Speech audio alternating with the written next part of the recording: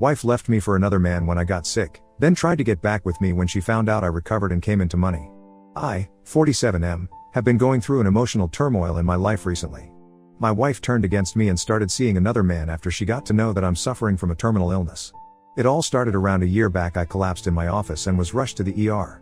A series of tedious medical tests were conducted and later I was diagnosed with a serious illness. It was a liver infection, but if it was left untreated, it might turn terminal for me. My wife was out of town attending her friend's wedding at that time. I didn't tell her about this over the call because I didn't want to freak her out when she came back and found me pale in illness. I had to tell her everything. She was shocked, but I didn't get the warmth I was expecting from her after knowing about such severe illness. I won't say she was cold, but I felt she was more disappointed rather than sad or upset. I felt like the disease was due to my mistake or something. Anyways, I focused on my healing and remained positive. It was becoming difficult for me to juggle my work and my health. I was advised of major lifestyle changes in my diet and exercise. With this new routine, it was difficult for me to work efficiently at work, yet I tried my best to balance them. Meanwhile, I found my wife drifting away from me. She was not as close as she used to be. Whenever I wanted to be intimate with her, she would ask me to rest or would say that she was tired. It was bothering me and I confronted her. She said she was just stressed out because of my illness. But I highly doubted that because out of concern, you don't push away the person, and she was doing that. To distract myself from all this stress, I got indulged at work. I got so busy that I missed following my diet routine, and sometimes I even missed taking my medicines. Obviously, that had to come back and bite me, and it did. I again fell severely sick and had to be rushed to the hospital. This time my wife saw everything I've been through. She took good care of me. I had to be hospitalized for a week this time, and the doctor told me clearly that I have to take my health seriously, else the situation would run out of control. I was advised to take a leave from work and rest because work was making things worse for me. Taking a leave from work was just not possible for me. Actually, you see, I don't work for any random corporate or so. The company I work for is of my close friends. He had started it during college. He asked me to join at that time, but I wasn't sure if it would fly, so I took up a job instead. But some 5 to 6 years later, when his company solidified, he offered me a senior position with good pay. I joined. Since then, I have considered that company to be mine, and I personally take responsibility for its growth. I take care of a crucial vertical of the business. I rested for a few days and then again got back on my feet for work. One day I was discussing my report with the doctor over a call, and my friend, company's founder and CEO, overheard it. He was so mad at me for not telling him about my health and working overtime for the company. He insisted that I take a sabbatical and rest until I heal completely. I told him about my condition, that I may not be able to join work ever again, so I want to work as many months/year as possible and secure my family's future. I had not discussed this with anyone, not even my wife, but I was not having a very good feeling about my health. I feel it's going downhill, so in this case, I just want to acquire as much money as I can so that my wife can lead a decent life. I got emotional discussing this with my friend, and he assured me that God forbids if anything happened to me, he would take care of my family's finances. That was a huge assurance for me, but I didn't want to burden him, but he insisted that I take a sabbatical from work without a pay cut for 6 months, and if I really wanted I could work sometimes from home. I went home and told my wife that I won't be going to work from next day. Before I could tell her the entire stuff, she asked me if I was fired. I gave her a sarcastic look and said yes, because of my deteriorating health condition. I wanted to lighten the situation by pulling up this prank. Her first reaction to this was, "Are you dying?" That broke my heart. How could she be so insensitive? But I played along and said yes. She was like, "How long?" I said, "I don't know, the doctor said maybe 6 to 7 months or sooner." I thought she would break into tears and all that, and I would crack up, but her reaction was very cold. She was like, "How would I manage my finances? You don't have enough savings to cover for me. That's why I've been telling you to leave your friend's company and take a job overseas that pays better. We could have acquired enough wealth by now for me to lead a decent life." The bottom line is she wasn't bothered that I was dying. She was worried that I was dying poor and not leaving anything for her. I wanted to pacify her and tell her about the equity I own in the company, which would help her lead a good life if anything happens to me, but I held back. I wanted to see what she would do next. I think I didn't mention that I was given some substantial equity in the company when we were able to reach our first biggest milestone.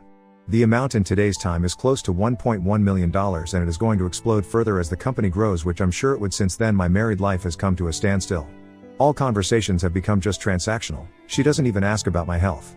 I see her leaving home in the morning and coming late in the evening and mostly eating out. By the way, she doesn't have a full-time job. She works at a salon as a nail artist during peak seasons.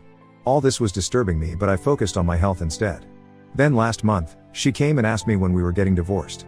My world crushed. Divorce is the last thing I want to deal with in this health condition. I was lost for words. She said there's nothing to be shocked about. She has to move on, and it's better that she starts distancing herself from me. I sarcastically asked her if she has already found my replacement. She nodded and said yes. It was a guy she had known for some time, but now she has started seeing him as a potential partner and going on dates with him. I really can't explain the feeling I went through that day. I felt a pit in my stomach. I felt my marriage was a sham. I have discussed this with my friend and he asked me to remove my wife. Well, I don't want to call her my wife anymore. Let's stick to J, from all my legal nominees. I have removed her as my legal nominee in the equity and from everything else. J doesn't know about the equity thing because I thought of giving her as a surprise at my retirement. The money would have become huge by that time. Gladly I had not told her, she would have masked her true self for the sake of the money. Edit to add, I'm diagnosed with a serious liver infection and if I don't take care of myself, it might eventually turn terminal. With God's grace, the doctors are still hopeful of my recovery from this stage provided I follow what they say, medication, lifestyle changes, rest, and all that stuff.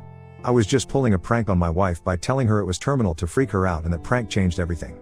Update 1. Hello everyone, thanks for all the kind wishes. Yes, you guys are right.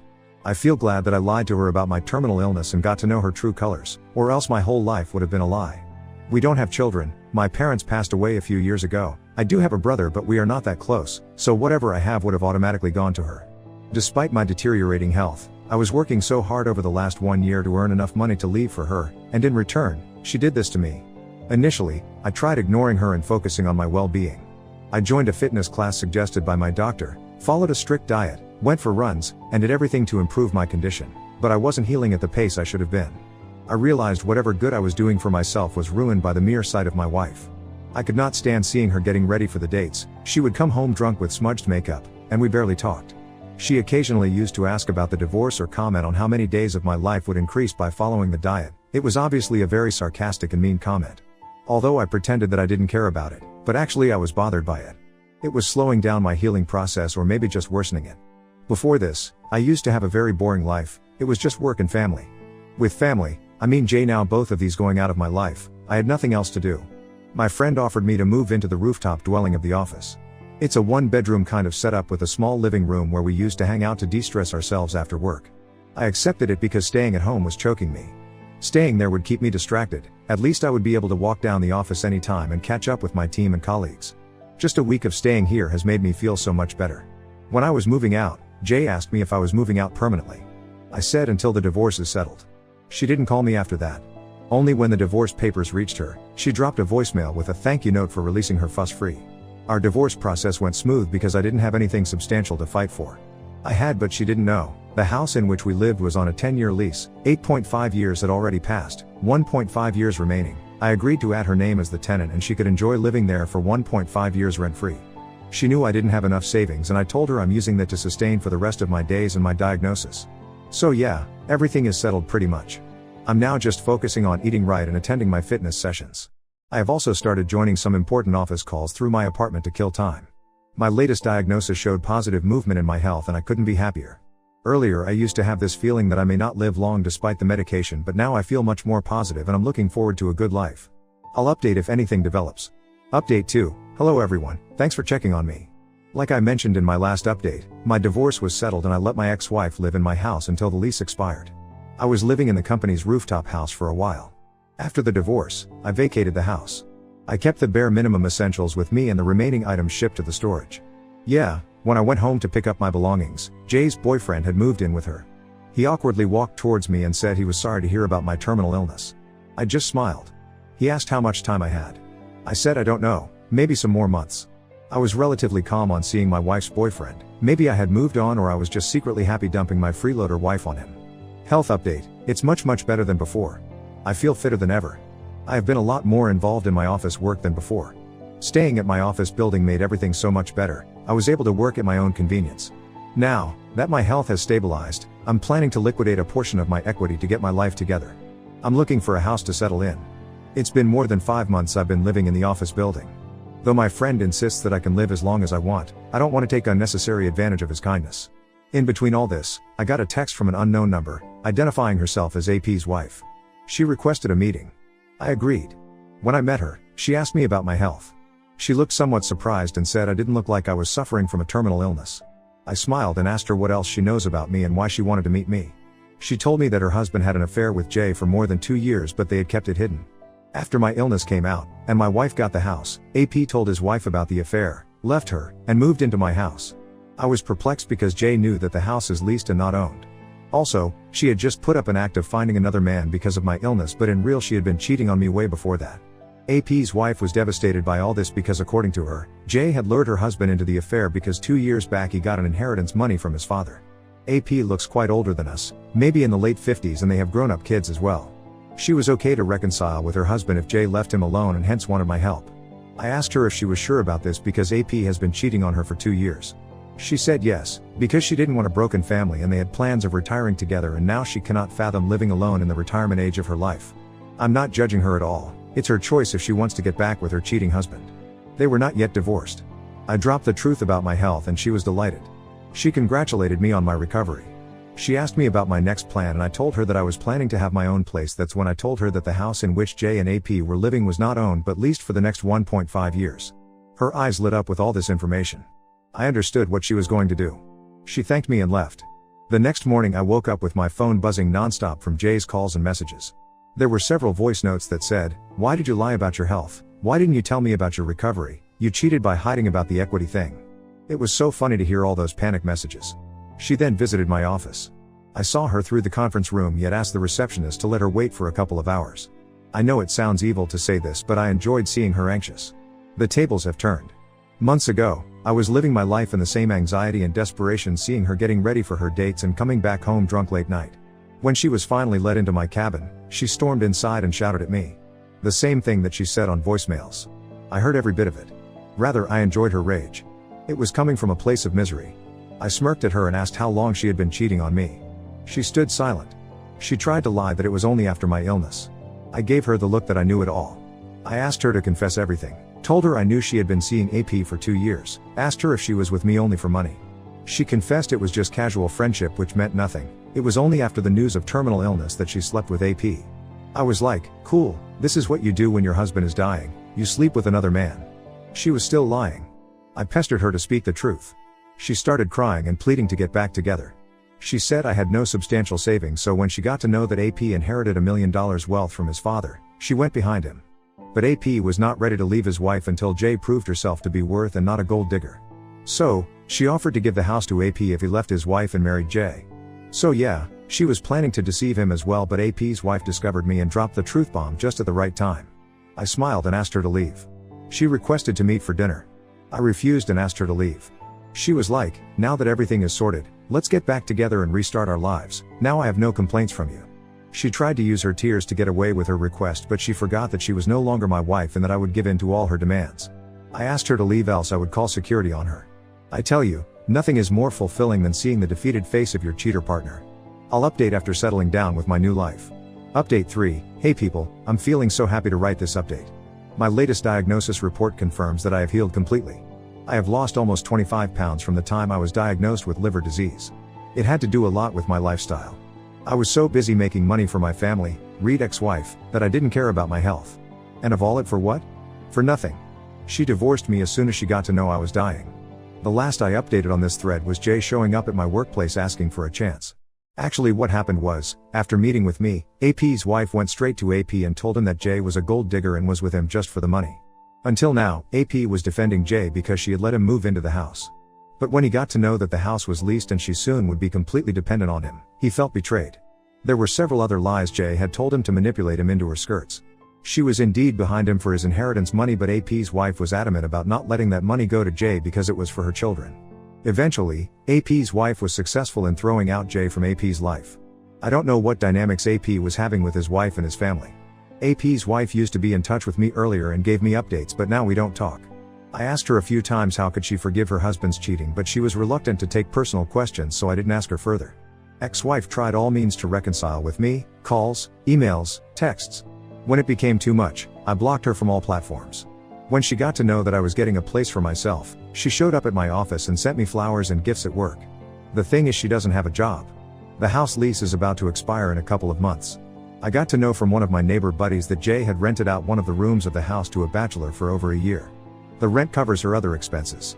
I don't know how else she is surviving without an income. Maybe she's sleeping with other men for other stuff.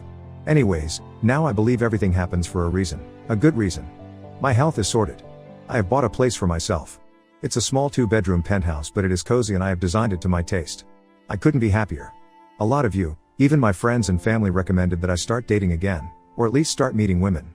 I'm yet to do that. Some of the office juniors recommended social media platforms, especially for 45+ age group people who are restarting their lives as 2.0. I have installed it but not very confident about getting into the modern dating game. People have also cautioned me against scammers on these dating sites, so I'm slightly scared. Just don't want to get into any new mess again. Any tips or suggestions are highly appreciated. Thanks for all the support and advice. Now on to the next story. Story 2.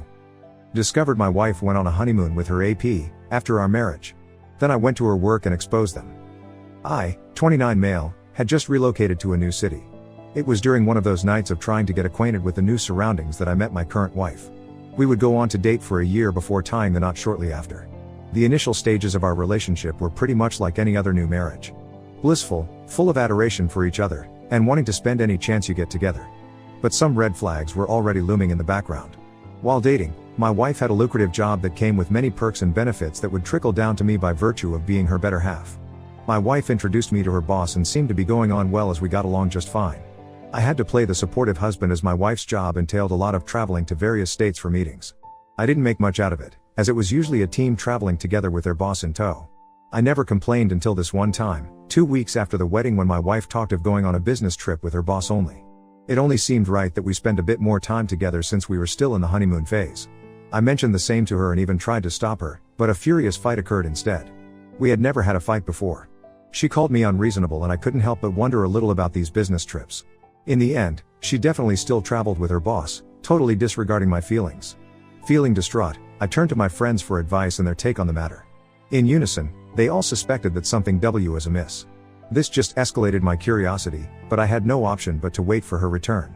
As it was pointless trying to have a serious discussion with her right then. She came back after a week. I played it cool to avert any suspicion. I attempted to unlock her phone when she slept to no avail. She had altered her PIN. Undeterred, I secretly watched her moves for the next few days with the hopes of retrieving the PIN. That came to fruition as I saw her key it in and mastered it. When I next got a hold of her phone, I wasn't ready for what met my eyes. My wife had changed her boss's name to a woman's. But I was able to join the dots because of the nature of the conversation in the threads and the numerous nudes exchanged between the two. You can imagine my shock. She had been unfaithful all along. I felt so torn and confused. The so-called business trip was what she considered her real honeymoon. Those were the exact words she used while chatting with her boss. It now became apparent that she had gotten married to me to conceal the rumors going around about dating her boss, a married man. Suddenly JT hit me that all the benefits and preferential treatment she got from her boss were due to their affair and not on merits. How could have been so gullibles, but whoever thinks straight when so deep in love and at the initial stages of a hopeful marriage full of hopes, dreams and plans together took screenshots and sent them to my phone for evidence and discreetly deleted any traces of these acts. I'm not sure if it was my fury that made me avenge, but I just know despite her hurting me, I wasn't proud of what I did after. I took my wife's computer and edited her presentation that was due the next morning. I opted to add an intimate photo of her and her boss from their recent honeymoon as the second slide, leaving everything else untouched, and as expected.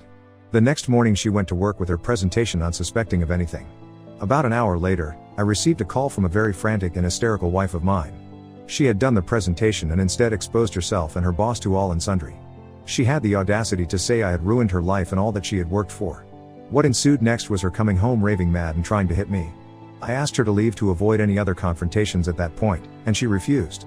Luckily her cousin lives nearby, so I called on her to come and salvage the situation, after explaining what had transpired. She came in and whisked my wife away as she kept screaming at the top of her voice, causing drama. I just wanted peace of mind and somehow felt relieved for how she felt because frankly, she deserved it and more. So far I've filed for an annulment of the marriage.